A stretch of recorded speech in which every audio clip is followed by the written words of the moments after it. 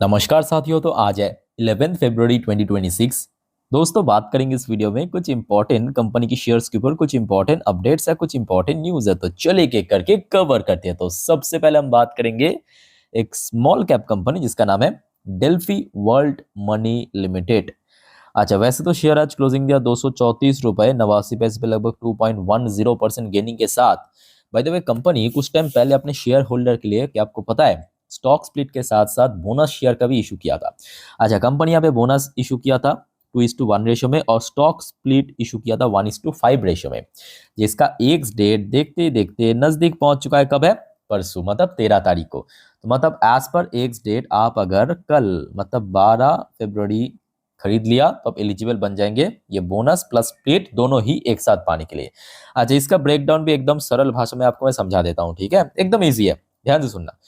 2:1 ratio में bonus का मतलब यह है कि मान लीजिए कि कोई एलिजिबल शेयर होल्डर के पास just a single quantity share है, उसके साथ उनका 2 शेयर ऐड हो जाएगा, तो हो जाएगा आपका कितना? 3 शेयर। अब साथ में कंपनी 1:5 रेशो में स्प्लिट भी तो दिया, तो हो जाएगा आपका मल्टीप्लाई 5। तो टोटल कितना हो गया? 15। तो एक शेयर जो पहले आपके पास था वो कितना हो जाएगा? 15 टाइम्स, मतलब 15 गुना। अगर मान लीजिए कि कोई निवेशक के पास 3 शेयर है तो कितना होगा? 45 हो जाएगा।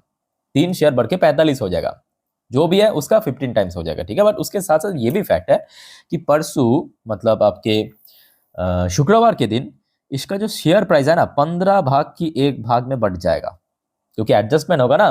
बट हाँ, याद रखना, छोटे कंपनी है, वेरी वेरी रिस्की, तो थोड़ा सोच समझ के आगे बढ़िएगा, ठीक है? अच्छा, बाय द वे, दूसरे जो कंपनी हम चर्चा करने जा रहे हैं ना, ये कोई रिस्की विस्की नहीं है। Amazing company, life time high पे चल रहा है। कंपनी की रिजल्ट आउट हुआ आज के दिन में।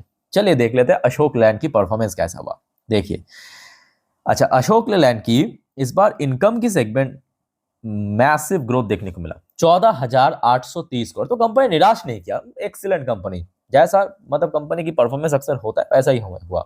इनकम 14,830 करोड़। ये दोस्तों अभी तक की, अगर आप देखेंगे हिस्ट्री उठा के, मतलब अशोक लैंड की परफॉर्मेंस के बेस पे बेस्ट परफॉर्मेंस दिया। जो पिछले साल था 11,995, पिछले क्वार्टर था 12,577 करोड़। सारे रिकॉर्ड क्रॉस करके, जबकि इसके पहले जो लास्ट टाइम इस लेवल पे आया था, जो मार्च क्वार्टर, याद रखना, कोई भी ऑटो कंपनी इसके लिए ना, ऑटो सेक्टर में खासकर कमर्शियल व्हीकल्स की जो सेक्टर है, क्वार्टर 4 हमेशा बेस्ट होता है। समझ पा रहे हो?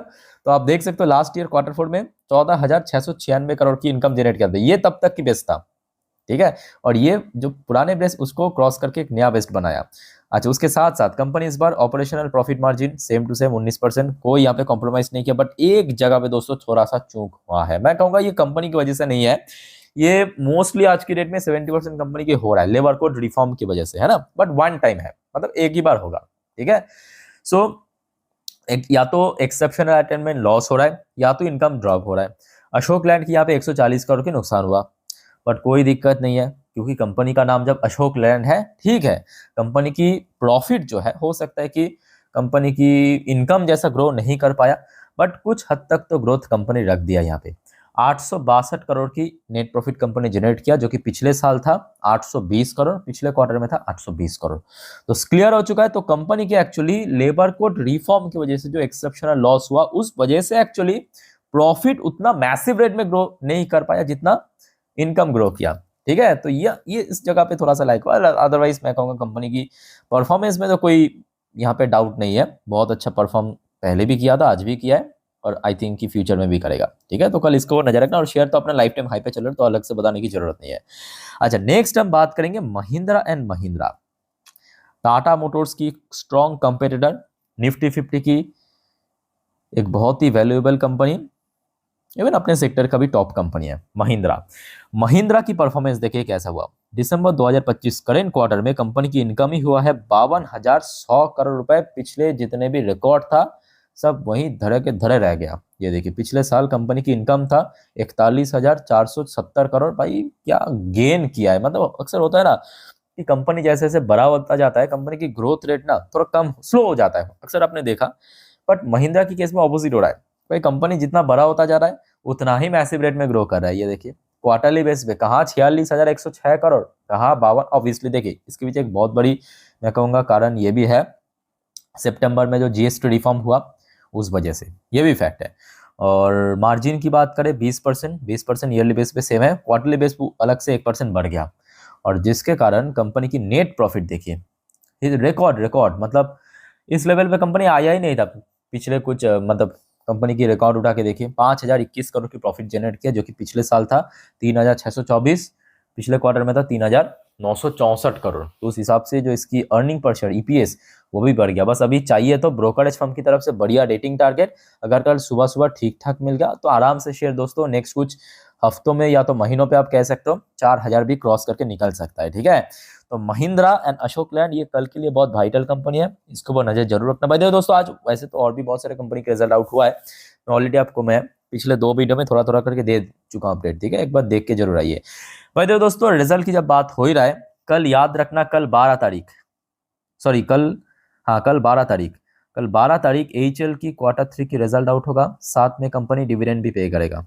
ठीक है, तो दोस्तों आप सभी को मैं रिक्वेस्ट करूंगा प्लीज चैनल को सब्सक्राइब करके रखिए, कल एचएल की रिजल्ट आते ही मैं आपको इन्फॉर्म कर दूंगा। और कल एचएल की रिजल्ट एक्चुअली बहुत महत्वपूर्ण इसलिए भी है बिकॉज शेयर रिसेंटली काफी गिर भी चुका है, अगर आप देखेंगे काफी गिर भी चुका है। ठीक है, तो ये रिजल्ट अगर ठीक ठाक निकल गया ना तो शेयर कहीं ना कहीं फिर से रिकवर कर सकता है और पुराने लेवल पे पहुंच सकता है। ठीक है, तो कल एचएल के रिजल्ट आते ही मैं आपको इन्फॉर्म कर दूंगा। अच्छा, एचएल सिर्फ नहीं, कल उसके साथ साथ कोल इंडिया का भी रिजल्ट आउट होगा, और कोल इंडिया भी एचएल की तरह कल डिविडेंड पे करेगा। ठीक है, तो कोल इंडिया के रिजल्ट भी मैं आपको इन्फॉर्म कर दूंगा, याद रखना, मिस मत करना। ठीक है, अच्छा इसके अलावा और भी कुछ कंपनियां कल रिजल्ट आउट करेगा, तो जितने भी कंपनी मैं आपको जानकारी दे दूंगा, डोंट वरी। अच्छा उसके बाद आ जाइए टाटा मोटर कमर्शियल व्हीकल्स, जो आपको मैं इसके पहले भी कहा था ना कि देखिए टाटा मोटर्स की जो मर्जर ना बहुत बड़े एक्सपेक्टर साबित हुआ। मतलब जो कमर्शियल व्हीकल्स है वो एक्चुअली कह सकते हो कि जब सिंगल एंटिटी पे था ना, सिंगल एंटिटी पे था, तब उतना ज्यादा खुल के खेल नहीं पा रहा था। अब जैसे ही देखिए सेपरेट होकर लिस्ट हुआ डीमर्जर के थ्रू, कितना रैपिड शेयर में इंक्रीज हो रहा है। अब देखिए ये 6 महीने पे 47-48% चल गया। ठीक है ना, तो वजह तो है, आज जो मूवमेंट दिया वजह बहुत बड़ा है।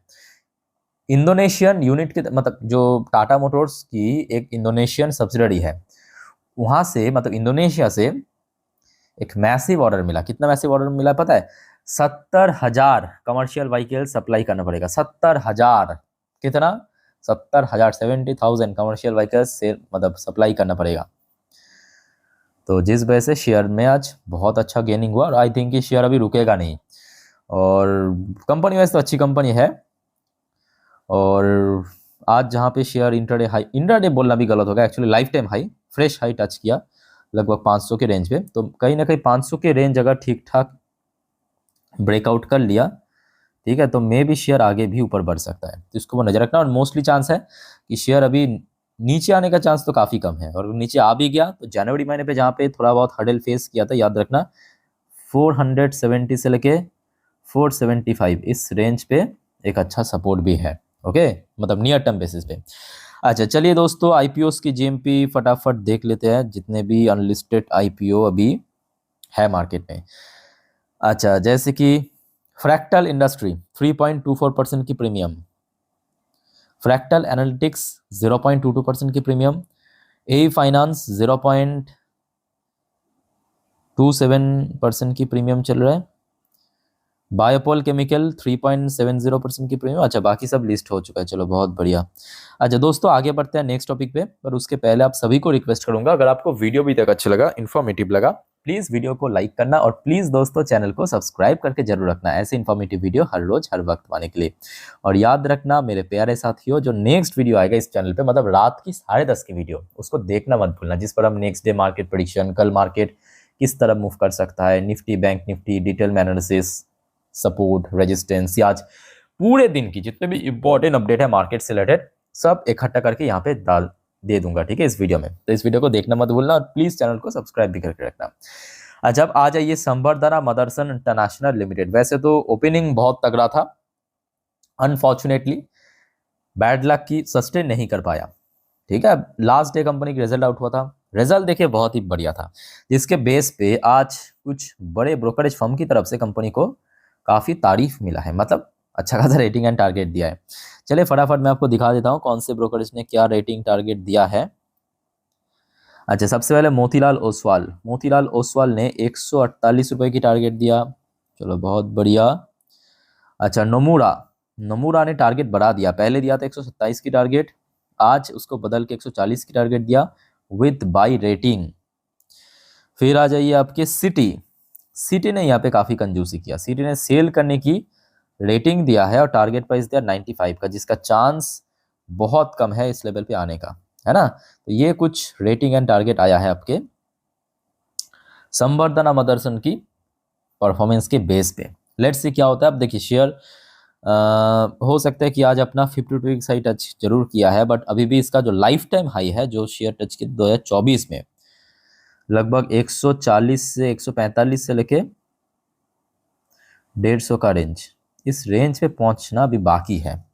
तब तक शेयर कहीं ना कहीं थोड़ा सा स्ट्रगल करेगा, थोड़ा सा कंसोलिडेट करेगा। भाई देखो दोस्तों, यहाँ पे स्ट्रगल एंड कंसोलिडेट की बात करें तो पिछले कुछ महीनों पे आई थिंक कि केन से ज्यादा स्ट्रगल तो कोई शेयर नहीं किया मेरे नज़र से, है कि नहीं बताइए। और जो आपको मैं बार बार कहता हूँ कि देखिए, जैसे आपको मैं लास्ट डे भी कहा था कि कल तैयार रहना, मतलब आज के लिए ब्रेकआउट हो गया, तो जब जब मैं आपको कहता हूँ तो बहुत सारे लोग या तो सीरियसली लेते हैं तो उनको समझ आ जाता है, बहुत लोग इस चीज़ को सीरियसली नहीं लेता, तो बाद में रिग्रेट करने से कोई फायदा नहीं है। आप सोचिए कि कितना ज़्यादा आज रिग्रेशन हो रहा है। उन सब लोग जब शेयर नीचे गिरा था बेच दिया, होल्ड नहीं किया था, बस थोड़ा पेशेंस भी तो रखना चाहिए था ना। थोड़ी आपको कुछ मतलब एक्स्ट्रा करके कुछ करना, सिर्फ पेशेंस बस। अब देखिए एक एक करके कंपनी की रिसेंटली रिजल्ट आउट हुआ, ये आज की अपडेट है, ये देख लीजिए आज की अपडेट। मोतीलाल ओसवाल की तरफ से बाई करने की रेटिंग, टारगेट दिया 5000 की। पता है मुझे कि अभी 5000 मतलब जो इसकी ऑल टाइम हाई है उस हिसाब से बहुत नीचे टारगेट है, but still share last day जहाँ पे क्लोजिंग तो उस हिसाब से तो काफी ऊपर ना। प्रभुदास लीलाधर को आप देखिए 5500 की वो टारगेट दे रहा है विद बाई रेटिंग, तो ये इसकी भी जो वजह तो है। और जो आपको बार बार कहता हूँ, मार्केट में बहुत पॉलिटिक्स, पार्टी पॉलिटिक्स चलता है, ठीक है। तो यहाँ पे अगर आप मतलब आपका जो कोई भी शेयर के प्रति या कंपनी को क्लैरिटी ठीक ठाक नहीं है ना, तो आप फिसल जाएंगे, आपको मैनिपुलेट कर देंगे। मतलब ये सब ब्रोकरेज है, मैनिपुलेट करना लोगों के लिए आसान, मतलब लोगों को आसान हो जाता है मैनिपुलेट करना। कोई कहा कि वो खराब कंपनी है, एक आध छोटा मोटा इशू दिखा दिया, कोई कहा कि वो बढ़िया कंपनी है, तो आप उसके पीछे भागेंगे, तो ये गलत बात है। तो वही आपको बार बार कहता हूँ, कंपनी की फंडामेंटल को देखिए, कंपनी की बैलेंस शीट को देखिए, अगर ठीक ठाक जेन्युइन लगे तो ऑब्वियसली यहाँ पे रुकने में कोई बुराई नहीं है ना। बाकी दोस्तों आपके ऊपर है, और कोई आपको कंफ्यूजन या डाउट है कमेंट करके पूछे। अब तो मैं कहूँगा केन्स के लिए 4000 के ऊपर अगर होल्ड कर गया तो मे बी नेक्स्ट टारगेट 4500 तक पहुंच सकता है, बट ऐसे भी बात नहीं है कि इमीडिएटली पहुंच जाएगा, बट हाँ थोड़ा पेशेंस रखने से थोड़ा थोड़ा करके बढ़ेगा, ठीक है। तो फिलहाल दोस्तों इस वीडियो को वाइंड अप करता हूँ, टेक केयर, बाय बाय, जय हिंद।